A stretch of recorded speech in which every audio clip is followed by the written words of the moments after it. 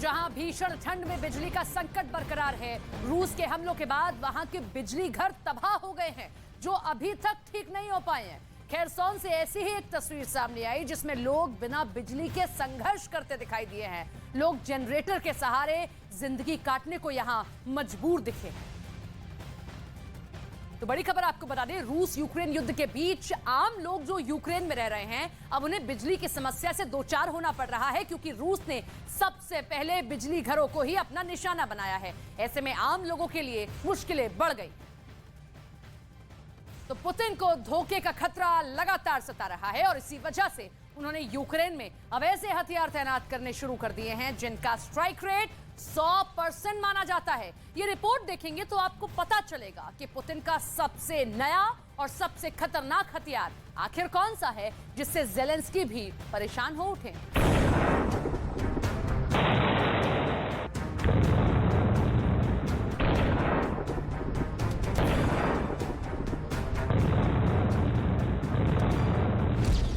Zelensky पर चला Putin का छापा।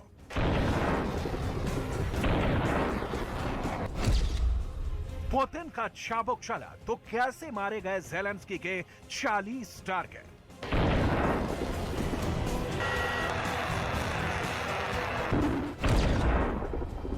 ये है ज़ेलेंस्की के आसमान में सबसे खतरनाक मिसाइल, जो फायर की जाती है तो शिकार 100% करती है। इसकी पूरी गारंटी पुतिन की फौज देती है। इस एयर डिफेंस सिस्टम का नाम है बुक M3। इसे आप पुतिन का चाबुक भी कह सकते हैं, क्योंकि इसकी मार के आगे ज़ेलेंस्की के गेम चेंजर हथियार जैसे हाइमर्स भी डरा डरा सा महसूस कर रहे हैं। यूक्रेन में पुतिन के इस नए अपडेटेड हथियार को जानने से पहले आपको एयर डिफेंस पर कुछ बुनियादी बातें बताते हैं, जिससे आप इस रिपोर्ट को और बेहतर तरीके से समझ पाएंगे। एयर डिफेंस यानी दुश्मन के हवाई हमले को रोकने की ताकत। एयर डिफेंस सिस्टम में एक ऐसी मिसाइल होती है जो हवाई टारगेट पर फायर की जाती है। एयर डिफेंस क्रूज मिसाइल को भी रोकता है, एयर डिफेंस ड्रोन को भी रोकता है, एयर डिफेंस फाइटर जेट को भी रोकता है, एयर डिफेंस हेलीकॉप्टर को भी मार गिराता है, एयर डिफेंस रॉकेट हमलों को भी रोकने के लिए तैनात किया जाता है। रूस ने दावा किया है कि उसने यूक्रेन के 40 हवाई टारगेट को अपने book M3 air defence system से मार गिराया है। पुतिन की फौज इसे बड़ी कामयाबी मान रही है और उसका दावा है कि ज़ेलेंस्की के रॉकेट वाले हमले, यूक्रेन के फाइटर जेट वाले हमले और उनकी क्रूज मिसाइल सब रूस के आगे बेबस नजर आएंगी। रूस ने अपने बुक M3 को डॉनबास में कई जगह तैनात कर दिया है। बुक M3 एक मीडियम रेंज वाला एयर डिफेंस सिस्टम है जो क्रूज मिसाइल से लेकर फाइटर जेट और रॉकेट हमलों को रोक सकता है। इसकी मिसाइल की रेंज 2.5 किलोमीटर से लेकर 70 किलोमीटर तक होती है, यानी इस दायरे में दुश्मन का हवाई हमला नाकाम किया जा सकता है। ये एयर डिफेंस सिस्टम 15,000 मीटर की ऊंचाई तक और 35 किलोमीटर दूरी तक टारगेट को खत्म कर सकता है। इसमें मिसाइल दागने के लिए 6 ट्यूब होती हैं, यानी 6 मिसाइल इसमें एक बार में लोड की जाती हैं। इसकी मिसाइल 1 सेकंड में 3 किलोमीटर की रफ्तार से हमला करती है। ये एयर डिफेंस सिस्टम यानी इसके पुराने वर्जन 1980 में तैयार किए गए थे। यही वजह है कि इसके कुछ पुराने वर्जन ज़ेलेंस्की के पास भी हैं, लेकिन उनमें ज्यादातर अब पुतिन के ड्रोन हमलों से तबाह कर दिए गए हैं। रूस की फौज को बुक M3 सबसे पहले 2016 में मिला था। इसके पुराने वर्जन बुक M2 और बुक M1 भी खतरनाक माने जाते हैं, लेकिन बुक M3 को तकनीकी रूप से काफी बेहतर बना दिया गया है और यही पुतिन के मीडियम रेंज वाले एयर डिफेंस की सबसे नई और कामयाब ताकत बताई जा रही है। आखिर पुतिन को अपने इस सिस्टम को डॉनबास में उतारने की जरूरत क्यों पड़ी? अब इसे बहुत गौर से समझिएगा। ज़ेलेंस्की को अमेरिका ने हाइमर्स रॉकेट सिस्टम दिए, जिसकी रेंज 70 से 90 किलोमीटर है। ज़ेलेंस्की को ब्रिटेन से M270 मिला, जो हाइमर्स का ही दूसरा रूप है। इसकी रेंज भी इतनी ही है। इन दोनों रॉकेट सिस्टम ने पुतिन की फौज को कई मोर्चों पर बहुत बड़ा नुकसान पहुंचाया। खार्किव से लेकर खेरसौन में पुतिन को इन्हीं 2 मल्टी रॉकेट लॉन्चर ने पीछे हटने पर मजबूर कर दिया। रूस का दावा है कि अब वो हाइमर्स के रॉकेट को रोकने में कामयाब हो रहा है और इसकी बड़ी वजह बुक M3 जैसे एयर डिफेंस सिस्टम है।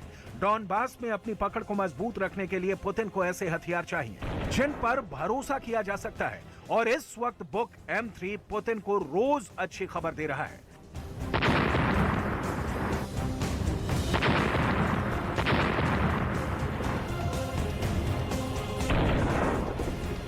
Оперативно-тактическая армейская авиация, ракетными войсками и артиллерией. Поражены пункты управления 3-й танковой бригады Вооруженных сил Украины. बुक M3 तो रूस की फौज में अभी शामिल किया गया है, लेकिन रूस इस हथियार को 80 के दशक से इस्तेमाल कर रहा है। नाटो इस एयर डिफेंस सिस्टम को SA-70 या ग्रिजली के नाम से भी पुकारता है। शुरुआत यानी 1980 के दशक में बुक के पहले वर्जन की रेंज 25 किलोमीटर तक थी, लेकिन 1997 में आए इसके M1 वर्जन की ताकत बढ़कर 45 किलोमीटर कर दी गई। 2016 में जो बुक M3 शामिल किया गया, उसकी रेंज 70 किलोमीटर तक होने का दावा किया जाता है। ऐसे हथियार अब पुतिन को खेरसॉन की हार भुलाने की ताकत दे रहे हैं। पुतिन की फौज को भरोसा दिला रहे हैं कि खेरसॉन तो हाइमर्स ने उनसे छीन लिया, लेकिन अब डॉनबास का कोई इलाका जेलेंस्की वापस नहीं ले पाएंगे। इसी भरोसे की वजह से पुतिन ने अब जेलेंस्की के ठिकानों पर हमले बढ़ा दिए हैं और उनके अटैक का दायरा अब खेरसॉन के उन इलाकों तक पहुंच गया है जहां पहले पुतिन की सेना का कब्जा हो चुका था।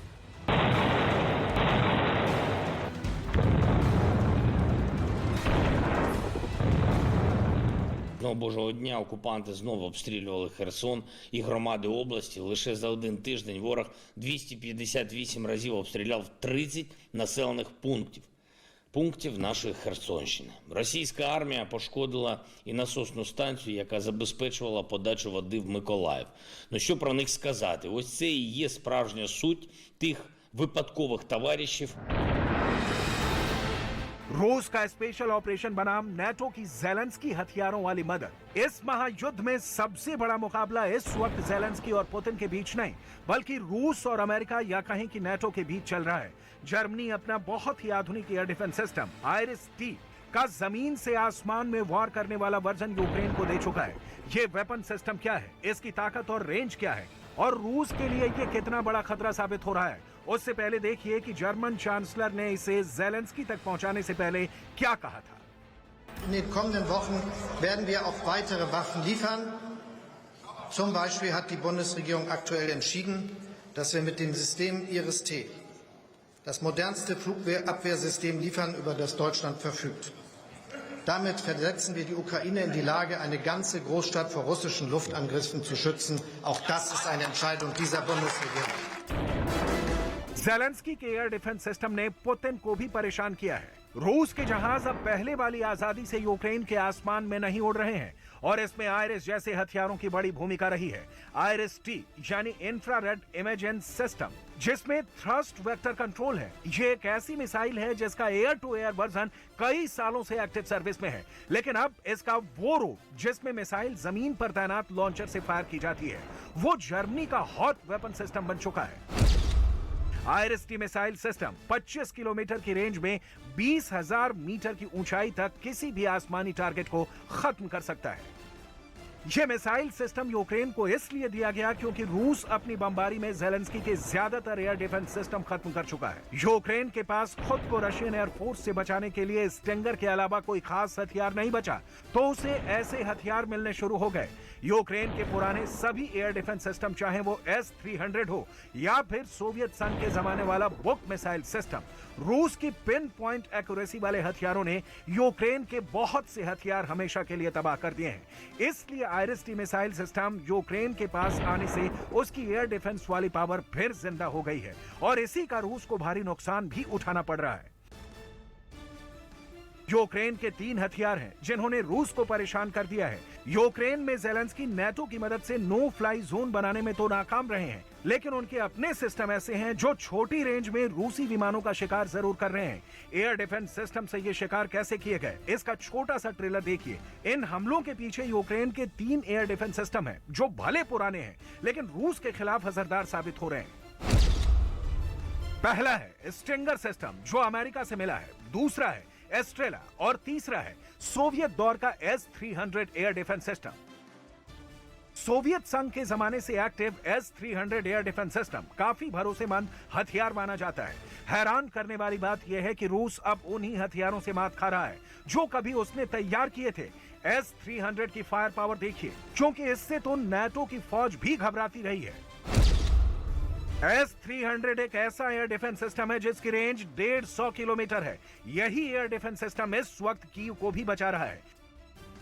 सीधा कहें तो वोलोदिमीर ज़ेलेंस्की अब तक इसी एयर डिफेंस सिस्टम की वजह से महफूज हैं। कीव में S-300 के तैनात रहने के मायने रूस भी बहुत अच्छी तरह समझता है, क्योंकि ये एयर डिफेंस सिस्टम भी सोवियत संघ के जमाने से रूस के पास है। दरअसल S-300 वो महाविनाशक है जो ज़ेलेंस्की के लिए भी गेम चेंजर बना है। इस एयर डिफेंस सिस्टम के अलावा यूक्रेन को बाद में ऐसे नेटो से कई हथियार मिले हैं जिनसे उन्होंने रूस को रोका है। 23 फरवरी की रात में शुरू हुए रूस यूक्रेन युद्ध को 9 महीने पूरे हो चुके हैं। ये सब जानते हैं, लेकिन इसका अंत कब होगा ये फिलहाल कोई नहीं जानता। रूस की सेना अपनी मिसाइल पावर को बढ़ा रही है, बल्कि एयर डिफेंस जोन भी बढ़ते जा रहे हैं। हालांकि बढ़ते वक्त के साथ रूस पर युद्ध खत्म करने का दबाव भी बढ़ता जा रहा है।